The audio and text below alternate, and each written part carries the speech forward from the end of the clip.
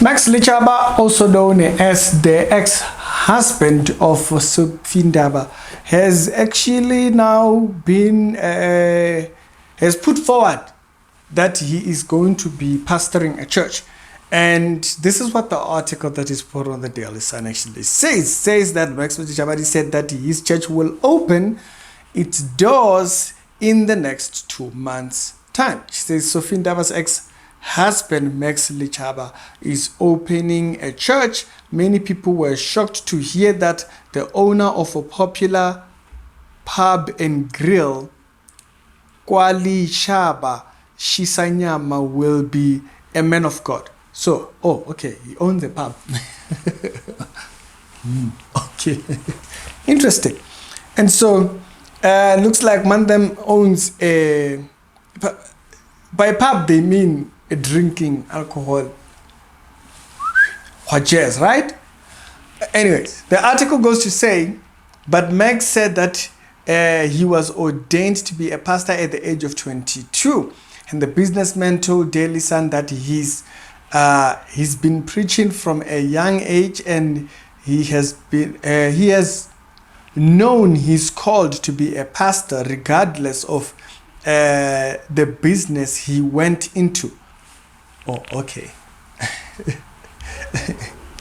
Yeah, like this business, but I've always known I'm a pastor. Okay, Mandem. Okay. Regardless of the business that he went to, he says, I was saved at the age of 12. Elina saved at the age of 1. I was saved at the age of 8 years old. Y'all tend to be very, very, very problematic. Not that everybody that born again at an early age is like that, but a lot of people that come up with, oh, I was born again at this age, and they talk about years, like Buma 12. Hey, we've seen a lot from this type of thing. He says, I was saved at the age of 12 and was ordained to be a pastor by the age of 22, and I've been a church goer. I was brought up by pastors, and I am a third generation in my family, third generation pastor. In his thingy, it's not a generational thing. But anyways, the controversial businessman Meg said that his mukulu and his grandmother were pastors. I used to pastor on the street while growing up. Meg said he never touched alcohol despite owning a pub. Okay, so yes, we have established that part. So it's a drinking pub and thingy. Okay, he's never touched alcohol, he said. Okay, he's also said his failed marriages brought him closer to God. Okay. And I've been in various businesses such as jewelry, diamond, mining, and all the other chisanyamins and whatnot, chisanyamins being that.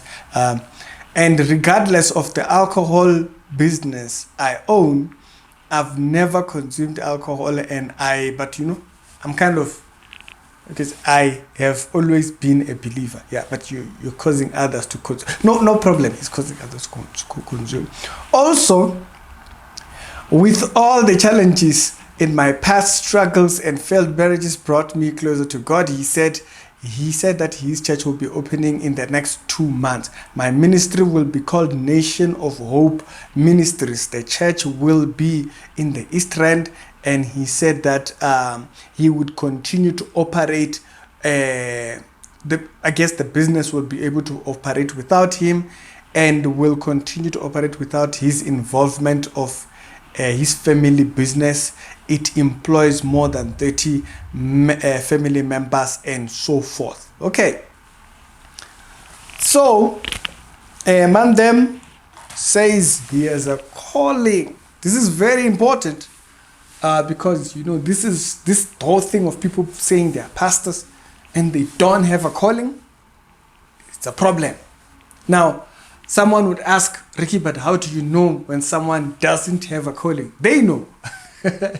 Yeah, they know when they don't have a calling. They know what drives them. Like, I'll give you an example. I've given this example multiple times. Myself, From the time I got saved, I wanted to just talk about God. I got saved 2009, and by 2010, I had already started evangelizing in schools. I was doing funny things that I do not advise, which are not, that's why Mandens was not passing. Because Mandens was just not there. I was knocked up upstairs. So I was not going to classes so that I could go to do evangelisms. Not good. Not a good idea, guys. Don't do that, okay? I was a bad example. And so, but I had this passion. And so, because of my drive to do ministry, I then started thinking to myself, I should find something that will allow me to do ministry work so that I could have income. So I should find something that allows me to do that so that I could continue doing this. So I clearly knew this is me. Okay? And the thing to do was never do church. That was never, not even one day in my... As a matter of fact, I used to distribute my material free. Okay? If I had any material, I never sold a DVD. I used to make the small little video edits and stuff like that. Nobody will... You meet people that met me in the schools. They'll tell you if they ever got anything that came from me, I used to tell them, bring a USB. They get it from me, and that's it. Never sold anything. I'm not called to be a pastor. I always get those type of comments. Oh, you taught this very well. Like someone will say, oh yeah, I heard you teaching this, and you taught it so well. You sound like a pastor. I don't know if you have ever considered that. And I'm like, yeah, pastoring is not something that you just wake up and consider. You don't wake up and consider that. I'm passionate about people coming to Christ. I'm passionate about people getting the right doctrine. Those are the things that I'm passionate about. So you might want to make sure that you really do have a calling. Yeah, we know he has that business. We know he has. Yeah, but he really needs to think about it. Coming out and saying, oh yeah, I own a pub where people drink alcohol, but I don't drink, doesn't justify you selling. I don't know. Or do we just think about it as, oh yeah, it's just business. But what kind of business? The kind of business that's destroying families, destroying lives. People pour themselves out into thinking. And so, yeah, I'm just stating the facts here. We all know these things. So like he doesn't know it. That's why I didn't bring it up. He brought it up. I didn't even know he had a pub. I just saw the headline and I thought, you know what? In the morning, I'm going to shoot this episode. There's actually, one of you guys actually even reminded me in the morning, Ricky, have you seen this story? So thank you very much, leadership. Highly appreciated. I didn't bring up the pub. You did. I didn't even know you owned the pub. And so, you understand? So, because you're not drinking doesn't justify you selling it, because you know what's associated with that. I don't need to even say anything. The reason why you mentioned it is because you know the viewpoint we have of it. And so I'm glad he brought it up. Somebody might have brought it up in the comments and said, hey, Ricky, he owns this.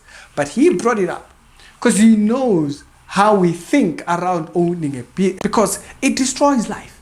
Yeah, we all know that. It's not something we question or what, because alcohol is an ease to just go into, to pour out all these emotions instead of dealing with them, right?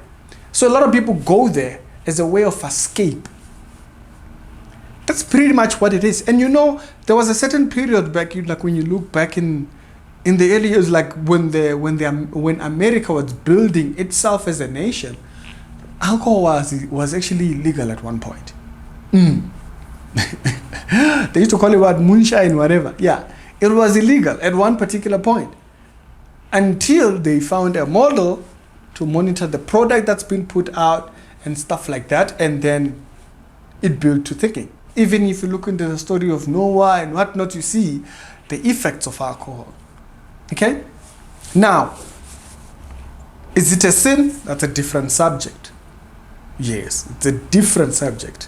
But also it's an important subject that a lot of times people get into emotionally without being willing to communicate about the whole thing. So make sure you do have a calling. And why does he bring up the alcohol if he knows that it's not a problem? If it's not a problem, why are you bringing it up? It's because he knows it's a problem. He knows the destructive nature of such a thing. You will, in South Africa, we know that South Africa is very high in addiction, particularly in that particular area. And so you can't point that out without knowing the facts. You know the facts, but you would rather right now we just forget about the facts. It's okay. It's okay, Max. It's all good. Max says he's starting a church, and that's what it is. Make sure you do have a calling, because these kind of things are very important. When you're dealing with people, you don't want things creeping up. The reason why a lot of things creep up with pastors is because they were not called for that position. You don't even know if there's Leviticus chapter number 60. You don't know. Like if I say Leviticus chapter number 60, pretty much sounds pretty, hey, that book can be long. It might actually exist. You actually think that there is. Okay? If I say Isaiah 66, you don't know if there is really an Isaiah 66 or if there isn't. Okay? You don't know. You don't know that. You don't have all this reference. Like if I said one verse that prophesies Jesus in the Old Testament, you can't say. You might want to really rethink about that, because if your passion is just leadership, go do leadership. Okay?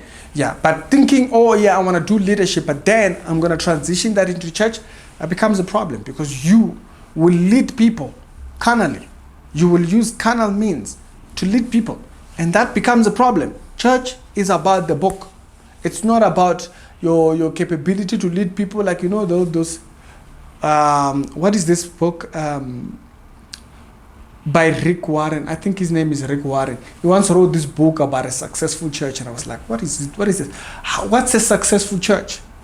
How do you mean successful church? But it's because of people who are in leadership, who they then take that to say, oh yeah, I'm a Christian, I'm leadership, so therefore I should be a pastor. No. Must have a calling. We don't want problems, and we don't want to be coming back here and calling you out. The thing that I'm saying to him is the exact same thing that we said about that gospel musician. There was a gospel musician last year who then came out, and it was said that he has a calling, he started a church. Same thing that I said. Make sure you do have a calling. If you don't, you might want to pull back from that, okay? And it's Ricky's Reality Show. Now, the next video that I'm going to make, yeah, it might pretty be much shocking, and it will explain why we are talking like this about this particular subject. It's Ricky, and y'all be good.